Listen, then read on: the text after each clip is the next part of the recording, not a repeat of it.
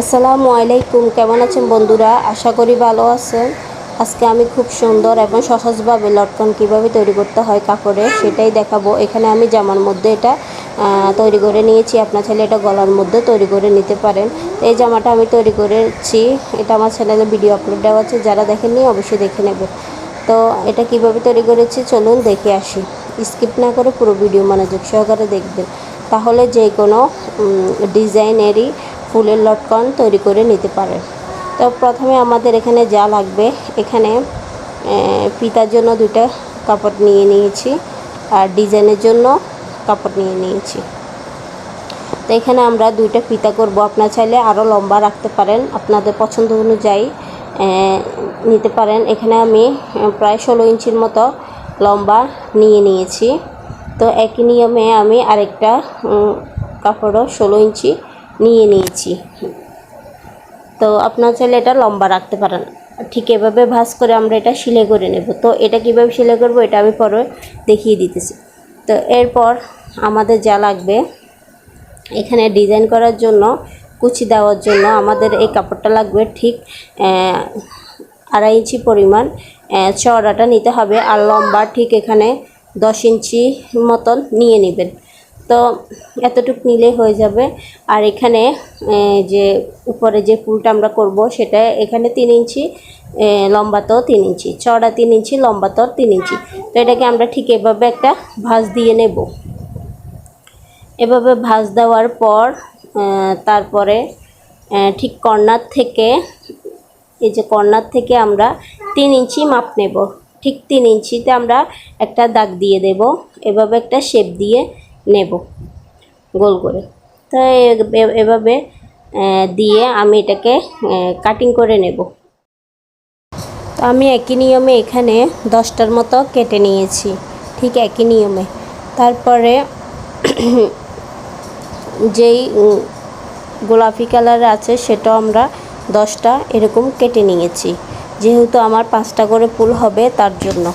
তো আপনারা কম বেশ নিয়ে নিতে পারেন। এখন আমরা এটা কিভাবে সেলাই করেছি সেটাই দেখাবো। এখন আমরা ফিতার যেটা সেটাকে এভাবে বাঁশ দিয়ে প্রায় 2-3 সুতার মতো এভাবে সেলাই করে নেব পাক রেখে। তো একই নিয়মে আমি আরেকটাও করে নেব।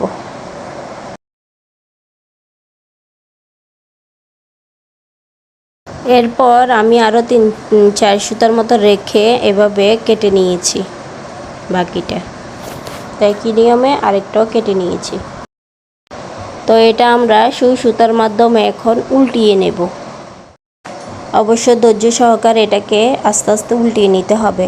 তো আমার চ্যানেলে আরও নতুন নতুন ভিডিও দেওয়া আছে, সুন্দর সুন্দর সেলাইয়ের কাজ আমার চ্যানেলে আপলোড দেওয়া আছে। হাতের কাজ, হ্যান্ড প্রিন্টের কাজ, ব্লকের কাজ, অনেক ধরনের ভিডিও আমার চ্যানেলে দেওয়া আছে, চাইলে দেখে আসতে পারেন। যারা এখন আমার চ্যানেলটি সাবস্ক্রাইব করেননি প্লিজ সাবস্ক্রাইব করে রাখবেন, পাশে থাকা বেল বাটনে অল ক্লিক করে রাখবেন নতুন ভিডিও নোটিফিকেশন পাওয়ার জন্য। আর যারা করেছেন তাদেরকে অসংখ্য ধন্যবাদ। তো আমি একই নিয়মে আরেকটা উল্টিয়ে নিয়েছি। এখন আমরা ফুলের মধ্যে কিভাবে ডিজাইন করতে হয় সেটাই দেখাবো। গোলাপি কাপড়টাকে এভাবে একটা ভাঁজ দিয়ে আয়রন করে নিয়ে নিতে হবে। তো আমি এখানে আয়রন করে নিয়েছি। এরপর আমরা এখানে ডিজাইনটা করে নেব। এরপর হলুদ কাপড়টার উপর ঠিক গোলাপি কাপড়টাকে এভাবে রেখে তারপরে আমাদেরকে কুচিটা দিয়ে নিতে হবে। 2টা বাসপিট থাকবে। তো এভাবে কুচিটা দিয়ে নিতে হবে আস্তে আস্তে। তো আমি এভাবে কুচিগুলো দিয়ে নেব।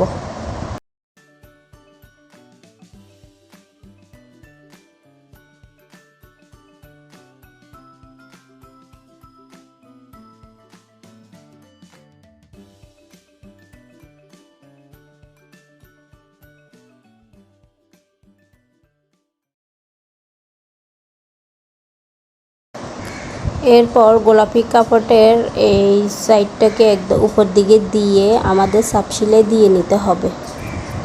তো আমি এখানে সাপ সেলাইটা দিয়ে নেব।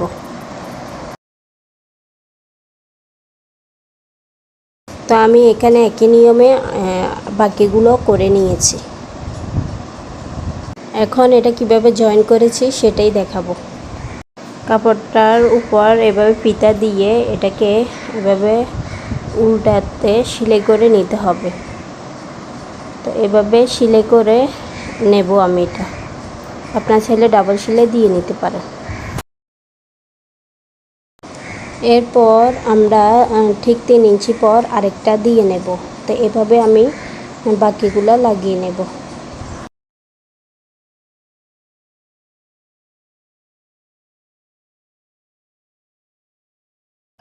এরপর আমি এগুলাকে উল্টিয়ে নেব।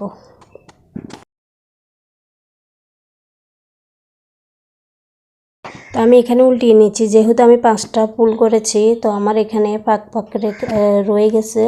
তো আমি এখানে এগুলো জয়েন করে নেব। ঠিক এখান থেকে আমি এভাবে কাপড়টাকে রেখে তারপরে এটা বরাবর আমি এটাকে জয়েন করব। আপনার চাইলে 2 ইঞ্চি পরপর করে ফুলগুলো দিতে পারেন, তাহলে আর পাক থাকবে না। 2 ইঞ্চি পরপর দিয়ে নেবেন।